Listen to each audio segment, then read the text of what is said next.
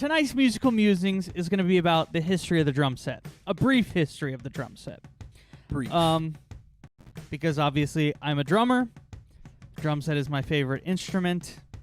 And I just really think it's interesting because I think the drum set is like truly an American instrument because it was influenced by so many of the cultures that were all moving here and gathering together at the time that it was being created.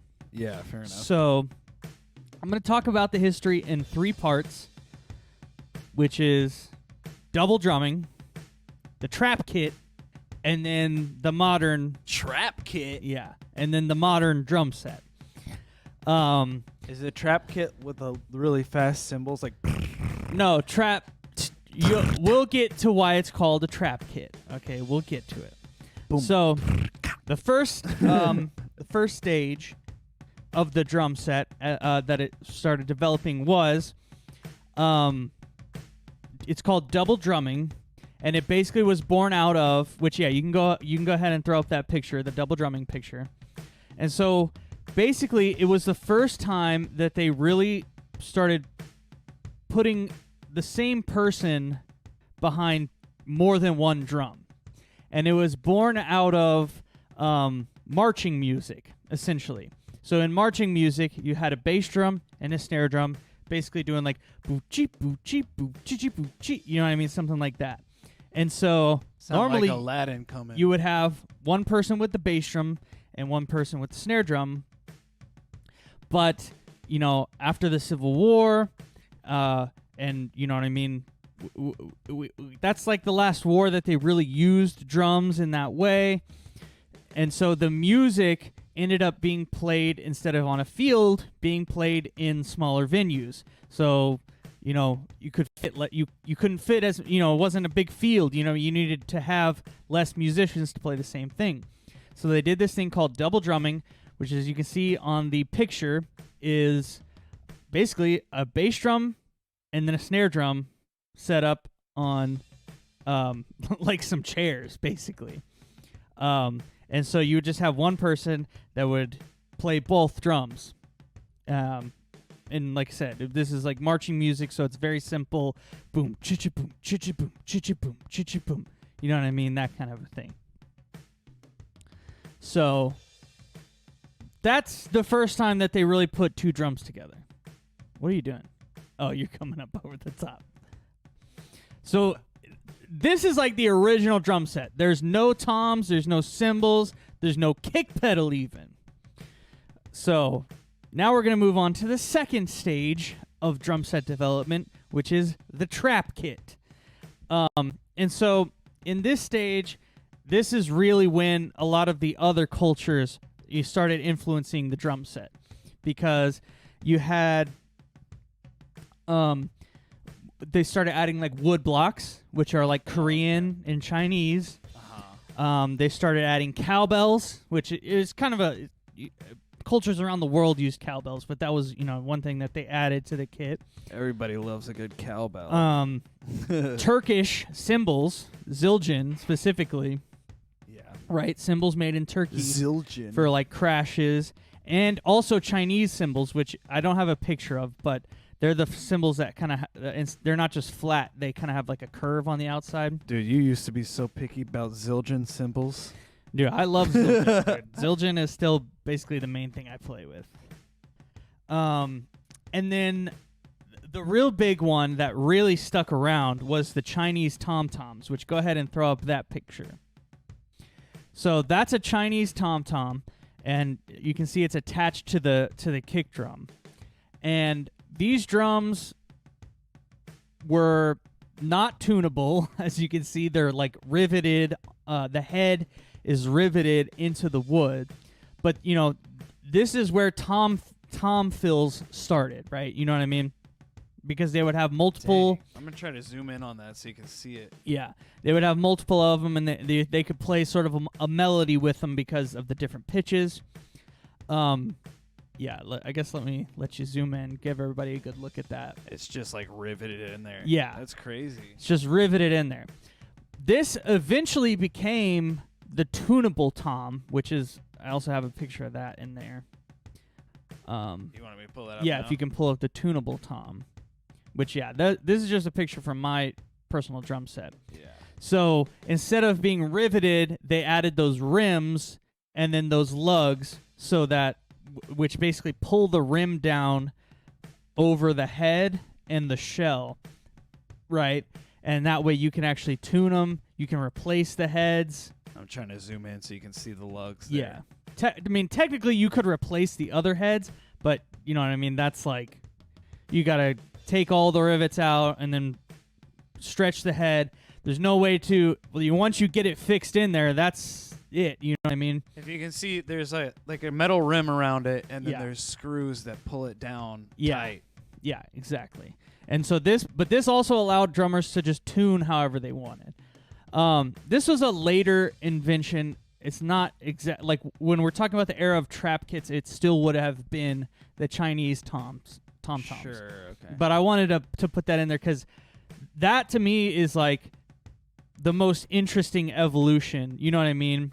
Because going from the going rivets, from that, it's just like nailed in yeah, there, right? To this complex thing where you can actually like tune it, Yeah, exactly. change the tension and everything. Exactly. That's crazy. How did they get it tight enough? I don't know. Before they had That's that. what's crazy, right? And like I said, if it's not tuned the way that you want when you're done, you can't change what do you do? I don't know. And so the trap kit era is when they had the bass drum. Basically, they were adding onto that double drumming setup that we saw the first time. They're adding those. They're adding wood blocks. They're adding some cymbals. It's attached on top of the. It's attached on top of the a bass drum drum right there. Yeah. Well, it's not a kick drum yet because there's not a kick pedal. Cool. Well, Gotcha. I shouldn't say there's not a kick pedal, but the they're- kick pedal development is actually what I was going to talk about next. Yeah. Okay. Fair enough. But what I wanted to get to before the kick pedal is why they were called trap kits. Basically, it's because they started adding all of these little contraptions, like these tom-toms and the wood blocks and the cowbells and the cymbals and all that stuff.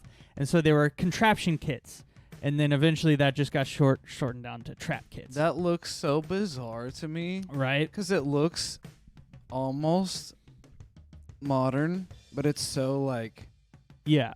you know, it's pretty old school. Yeah. That's like an ancient it type of drum, right? If I saw that, Yeah. I would just think someone got one of those on vacation or something and decided to like Right. stick it on their kit. Well, Like- and that's I mean, not on vacation, but that is essentially what happened because Yeah. there were so many cultures moving to Yeah. America, Right. and then that's- that guy has that drum. Let me put that on my drum That's kit. what That's that would have crazy. been it. Someone Yeah. went to go see another culture and Yeah. they were like, "Oh, I like that. I'm going to Yeah, incorporate I'm it gonna to throw what that I do." on my thing. Yeah, Yeah. exactly. Nice. Okay, cool. And so I actually forgot to mention, but Gene Krupa was heavily, or at least he's, typically when they think of the tunable toms, he was part of he was one of the drummers that was involved in the development of making them tunable because Okay. he's he's a drummer that he's really known for doing a lot of toms in like big band stuff like that. Oh. Boom, bam, boom, ba boom, ba boom, bam, boom, Yeah. bam. You know what I mean? Yeah. That tom heavy type Not of big band sound. Typical, Yeah, like, that's Gene Krupa. Okay, yeah. yeah. So I wanted to talk about the kick pedal next. So if you want to pull up that kick pedal, the Ludwig pedal it's not 100% the same design, but the Ludwig pedal is the first modern kick drum pedal. And he made it. It's like in the early 1900s. And before that, what they had is they basically would like hang a beater from the top of the bass drum rim, and then they would have this other little pedal that would just push it. Whoop, I'm hitting myself in the hat. But they would have another pedal that would just push it instead of like all now, which is like you push down and the kick pedal does that basically. They had it hanging, and they would have a pedal that would push the tip into the head of the drum, which is obviously not That very... sounds dirty. Yeah. It's not very accurate, and so they really couldn't play anything more than just like boom, boom, boom, boom. You know what I mean? Something like that. Yeah, that's it. That's the picture that I had. found it. Yeah, nice. And so there's actually a really interesting little quirk to the pedal that I wanted to point out, which is you see how there's like an extra beater on the beater head? That little you see what I'm talking about? That little small bead that's like attached up there. Yeah. So they would oftentimes have cymbals also pressed up against the drum head, or like, you know what I mean, situated in between the drum head and that beater. And so every time you would hit the bass drum, you would also hit a small little cymbal. Oh. Yeah, so that's what that is. But yeah, so that's an important step in the drum set evolution, because that thing really allowed you to play complex rhythms on the kick drum. That's You know what I mean? Because before that, like I said, you just have this thing that's hanging there. You really can't do anything other than just a whole note, basically, or a half note, because it's just so unreliable, inaccurate. You know what I mean? Yeah. This thing really let you play rhythms. And specifically, what they would really do is they would do the boom, boom, boom, boom, boom, boom, ba-dum, boom, boom, boom. But that's where they really started keeping time with the quarter notes on the bass drum. You know what I mean? Yeah. Because they actually had a pedal that was fast enough and accurate enough to keep time like that. That's crazy. Yeah. They're just trying to like figure out ways for one person to do as much as everything. possible. Yeah. And on that note, actually, that's perfect, because we're going to take a slight detour and we're going to talk about silent movies. What? Because none of this really like stayed into the modern drum set at all. Yeah.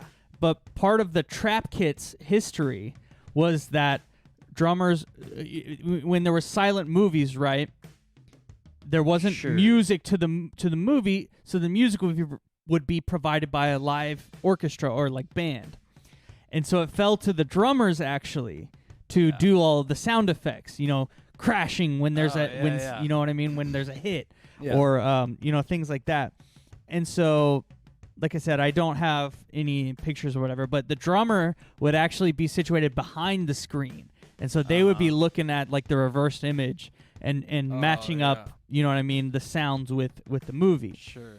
And so they had all these crazy things, like they had like this thing that they could pull that would snap and it would sound like a gunshot. That's crazy. Obviously, they had like wood blocks to simulate horses galloping. They even had this crazy thing that would simulate the sound of a train starting up, which is basically there's like a metal rack inside of it, and you stick this thing in. You stick like a file in, basically, and you go shuka-tuka, shuka-tuka, shuka-tuka, shuka-tuka, and it sounds like a train. That's crazy. And they even had a device that would simulate a dog barking. Oh my god. Dude, I want to see like a performance of that. Yeah, you can. On so YouTube, cool. you can see it. Oh. And actually, I want that's to see it in person. That's though. Yeah. That'd be so awesome. That's a good time to mention. A lot of this information I'm getting comes from the history of the drum set that's on the Vic Firth channel by Daniel Glass. So if you want to know more about all the stuff that I'm talking about, check out that on the Vic Firth channel. And it's on YouTube. he goes way further in depth than I am. I'm just kind of barely touching the surface.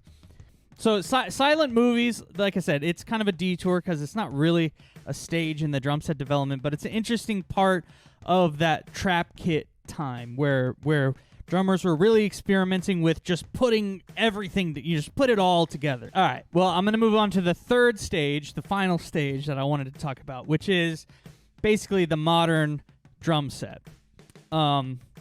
And so this emerged in like the big band era. That's where the first, like, you could see the drum set and recognize it as, oh, okay, that's a drum set. I want you to show the picture of the low boy, because this is this is what the hi-hat actually evolved out of.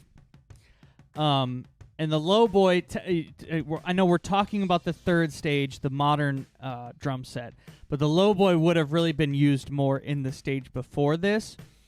But it was a way for drummers to keep time with two cymbals in a similar way to the hi-hat. Yeah, there you go.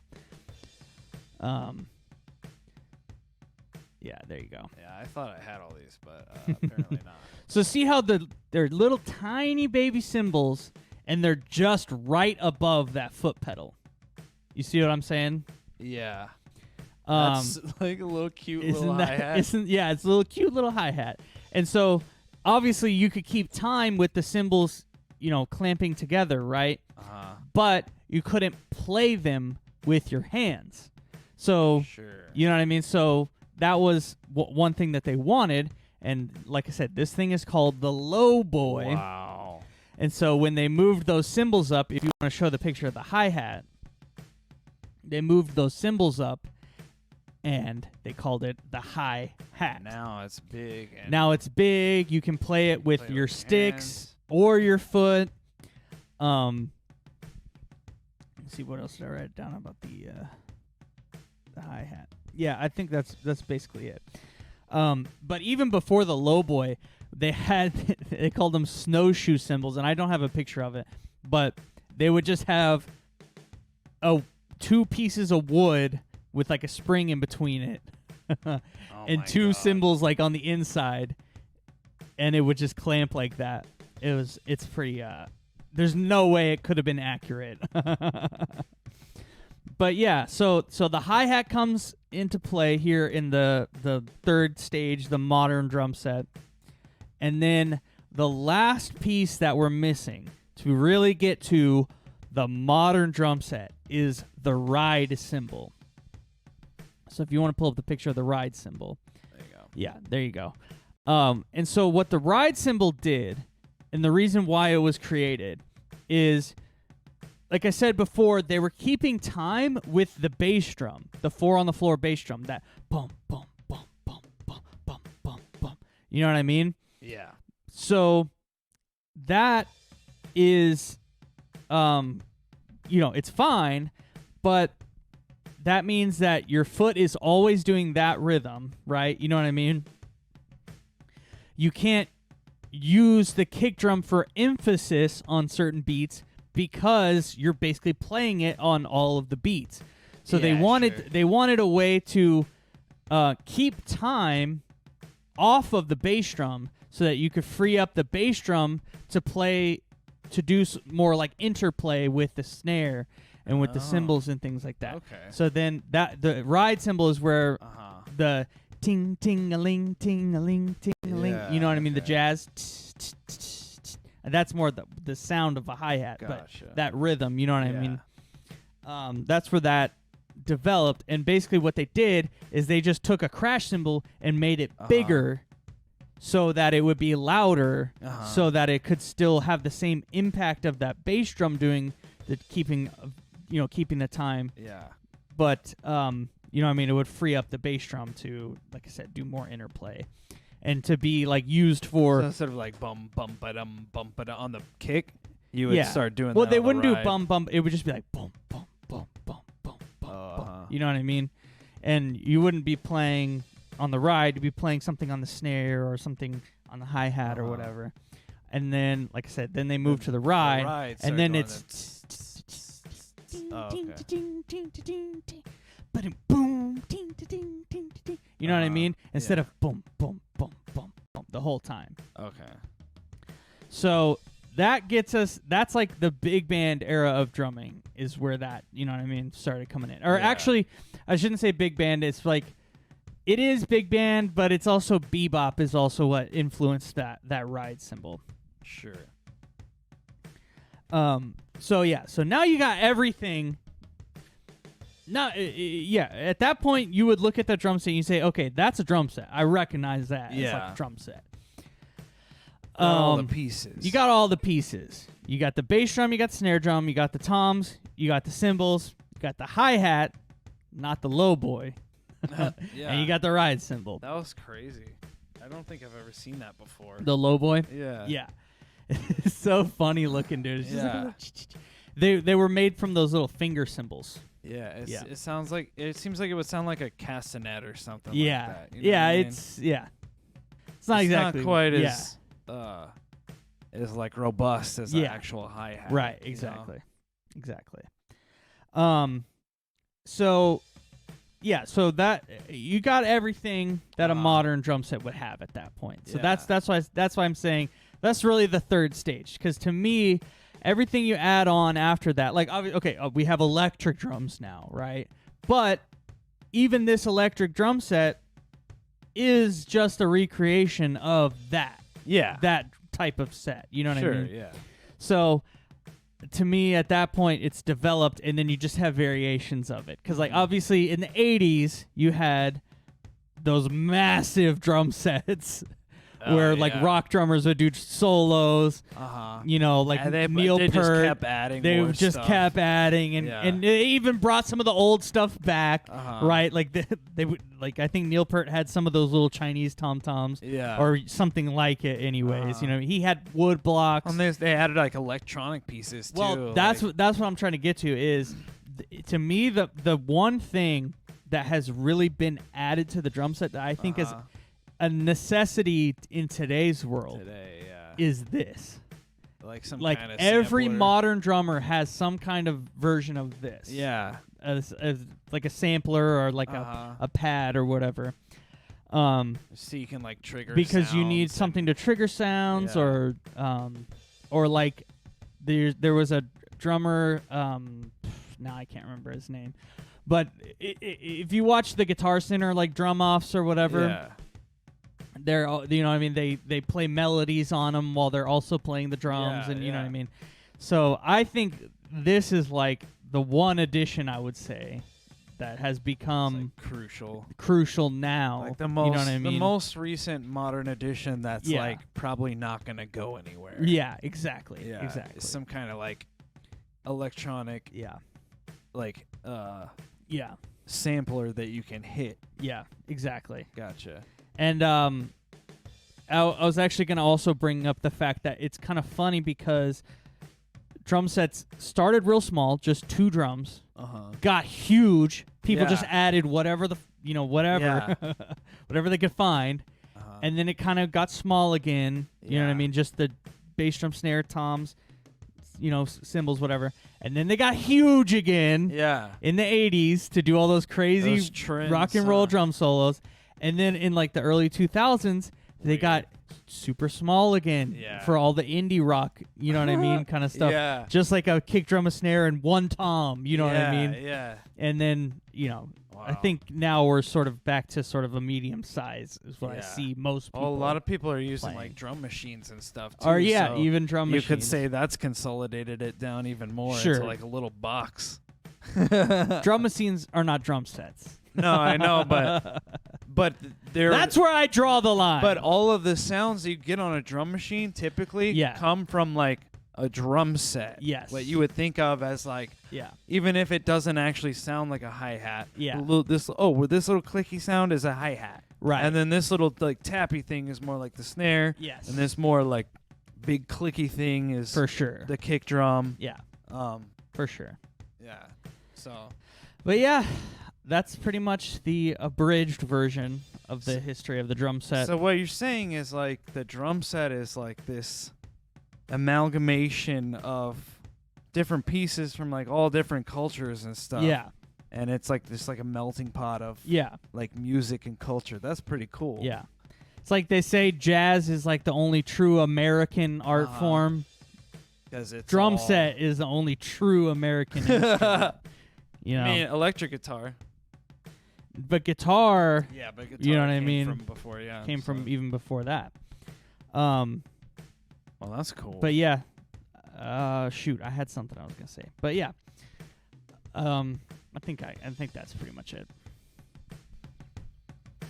That's all I wanted to say about it. Is that all the pretty pictures? That's all the pretty pictures. That's what I was gonna say. I didn't go into, because I was just focused on how did all the pieces get added to the drum set? Yeah. But like I was saying, if you watch that history of the drum set, he goes a lot more into how the playing styles specifically influenced why things were added, and you know what I mean, things like that. So if you're interested in that, like I said, go check that out. Oh, that's cool. Because I'm just like, okay, then they added toms, then they added this and this and this, but they were doing that because of the music they were playing. Like I went into it a little bit with that ride, with they wanted something to play more melodically. That's why they added the ride. It's interesting that they did that, and then they formed something. Yeah. And now there's like a standard thing that people can do whatever they want with. Yeah. That's really cool. Yeah. For sure. All right. Well, I think that wraps us up for the musical music. Cool. Yeah. So if you like that, like and subscribe on YouTube. Yes. Yeah, because we do musical musings every week. We do a musical musings every week.